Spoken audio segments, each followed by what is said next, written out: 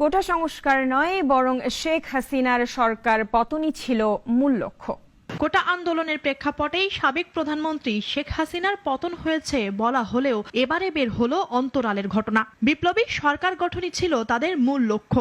শেখ হাসিনা দ্রুত পালিয়ে যাওয়ায় সময় পাননি তারা। নাগরিক টেলিভিশনে দেওয়া এক সাক্ষাৎকারে একথা জানিয়েছেন বৈষম্য বিরোধী ছাত্র আন্দোলনের মুখ্য সমন্বয়ক আব্দুল হান্নান মাসুদ। বলেছেন, কোটা সংস্কার আন্দোলনের সূত্র ধরে সরকার পতন না ঘটলে বিকল্প পরিকল্পনাও ছিল তাদের। 16 তারিখের আগে যদি সরকার দাবি মেনে নিত তাহলে হয়তো বা আমাদের এই আন্দোলনটা, আমাদের এই সংগ্রামটা তো আর যেই সংগ্রাম আমরা গণতান্ত্রিক ছাত্র শক্তির ব্যানারে শুরু করেছিলাম সেই সংগ্রামটা শেষ হয়ে যেত না, সেটা তো চলমান থাকতো। সেটা অন্য আরেকটা পরিকল্পনা, সেটা হয়তো পরবর্তী আরেকটা সুযোগের অপেক্ষাই থাকতো।